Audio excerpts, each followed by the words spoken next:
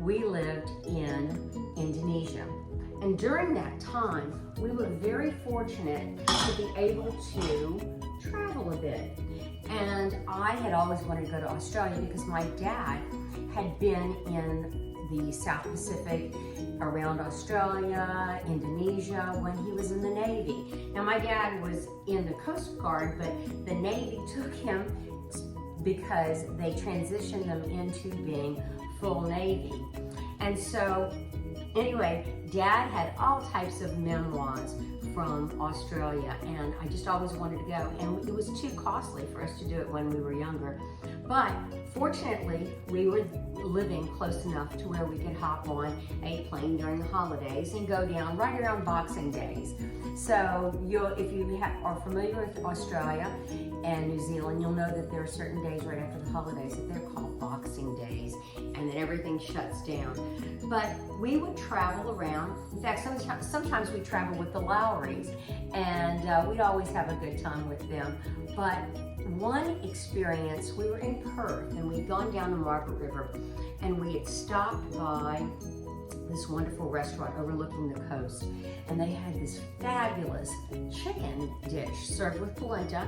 And I've already made my polenta. I've got to add a little bit of cheese to it, but they served this chicken dish, and it was done with bananas, a wee bit of cinnamon, and it was flamed. And the chicken was grilled. So tonight I'm going to recreate that. I've started here with 2 chicken breasts, and I've butterflied each breast so it opens up. It'll also make it easier to cook. I'm going to want to get this chicken to an internal temperature of 165 degrees today. So I'm going to go ahead and put this on. I'll put the 2 breasts on. I coated it with Dijon mustard and then salt and pepper. And we are going to put it on the inside grill tonight. I have it to where I'm going to turn the grill marks so you can see the hash marks on the chicken. So this is going to go. Meanwhile, I have toasted some pecans that we will use on this. I also have maple syrup. I have some butter, some brown sugar, and some rum, and a little bit of cinnamon. So we're going to go ahead and get this chicken done first. And as I said, we're going to get it up to 165 degrees. I like using one of these thermometers. That way you can tell for sure. You know, back before these were popular, we'd feel our hands for the steaks and you know, test it by pressing on it.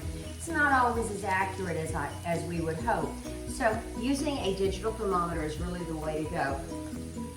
We'll be back in a few minutes as soon as we get the chicken to the point that we want it to be. Hi, we're back. We're going to go ahead and turn this chicken over. So let me show you how the grill marks look on that. See how pretty that is? We've got those crosshatched.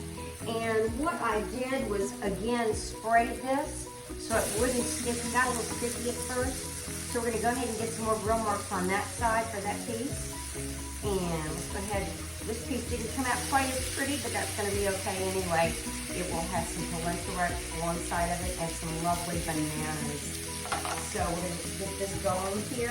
We're going to use 3 bananas for this, so I'll slice them lengthwise, and you'll see it when we get to that part of the video. We've got everything prepared. The polenta is bubbling away over here. I don't want to have a hard polenta. I want more of a softer polenta. I don't want a cake type polenta. I want something almost a little bit thicker than the consistency of mashed potatoes. So we'll be back in a couple. Okay, as you can see, we're back, and we've got some nice little hash marks on the chicken. We reached 165, and then we hit 167, so it was really time to take it off. It happened really quickly. So what we're going to do now is get ready to make the sauce that will go over the chicken. Hi guys, we are back. Now we're going to finish the sauce. And so in this pan right here, it is not one of my non-stick pans. It is an all-clad pan, but not nonstick because I don't want to burn the nonstick. I've got a half a stick of butter. I'm going to let that get nice and warm. And I have here 1/4 cup of brown sugar. So we're going to go ahead and incorporate that in here.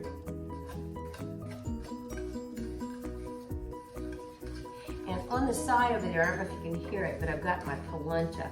So I added cheese to my polenta. You can find my polenta recipe at www.cabeusser.wordpress.com. So what I want to do right here is go ahead and get that granulated feeling out of the brown sugar. And I've got it over about medium heat. In here, I have 1 1/4 cups of maple syrup. I use an organic maple syrup. In fact, it's a very nice maple syrup that I have found at Costco. So I'm going to go ahead. The granular feeling is almost gone. I can smell the butter. The butter's getting very, it's got a rich smell. So go ahead and put that right in there. And we're going to mix this up. Beautiful.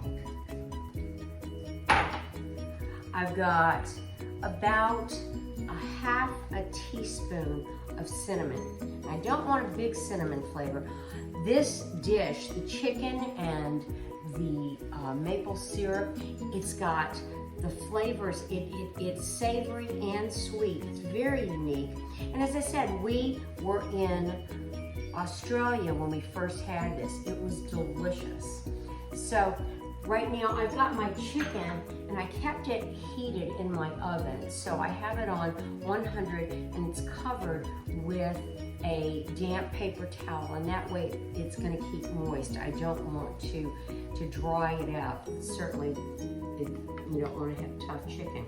The next thing I want to do is I'm going to add a little bit of crushed red pepper, and I'm going to add 2 pinches of salt. So not even an 1/8 of a teaspoon of salt. But remember, salt enhances the sweet and the savory. So we're going to go ahead and put that right in there. Let's get all of that out.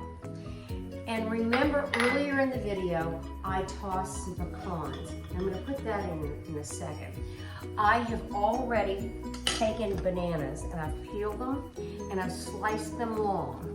And that's how I'm going to want to serve this over this chicken dish.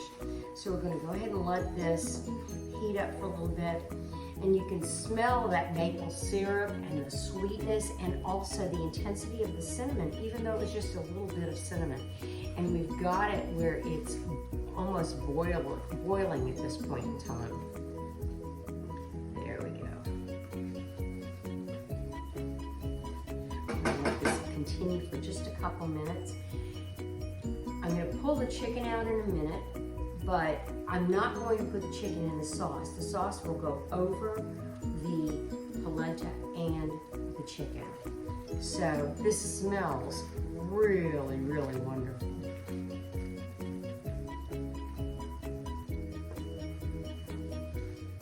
Beautiful, beautiful. So you want that maple syrup to cook down a little bit, to just basically evaporate a little bit. There we go. I'm going to go ahead and add the pecans. There's not a lot. It's a handful. Boom. They go in. All right. Here comes the fun part. I'm going to take these bananas and lay them into the syrup, just like this. You don't want to cook them too long because they will totally mash up. We're going to go ahead and put, this is 4 ounces of Captain Morgan's white rum. We're going to hit that in there, and we're going to get a little fire on this little stick here. And,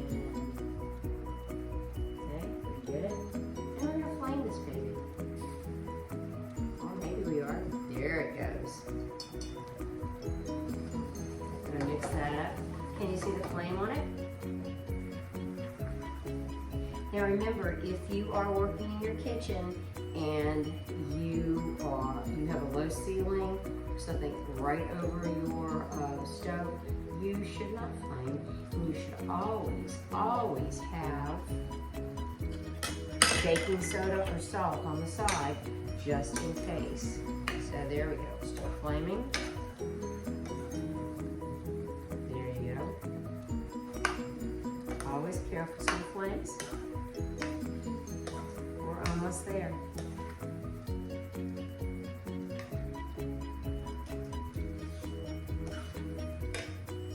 So the bananas are not soft yet, but they will be in a second.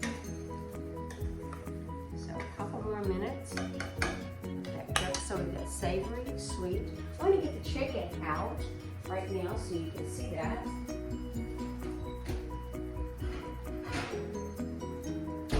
As I said, we had it in there to keep it warm, and we've got the cross hatches on it, and that's beautiful. Put that right there. So tonight you can see me play everything, and we are going to go ahead and put a little bit of this nice polenta on the side here. Beautiful polenta. It's got Parmesan cheese in it. You can use Pecorino Romano, it's up to you. And you can see that. Then we're gonna go in here and we are going to spoon over and keep them whole. Maybe I need to put this down so you can see a little better.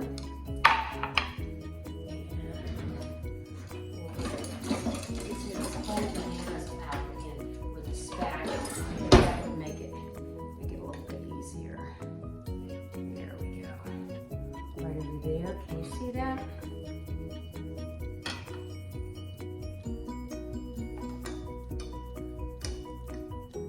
And Mark is waiting on the side over there, knowing that he's going to have a delicious dinner tonight. I'm going to spoon some of that sauce over. Then I'll clean up the plate because that looks real bad. And there we go. Good to go. So I hope you try it. It's really good. It's, like I said, it's reminiscent of our time in Australia, and it is delicious. Bye.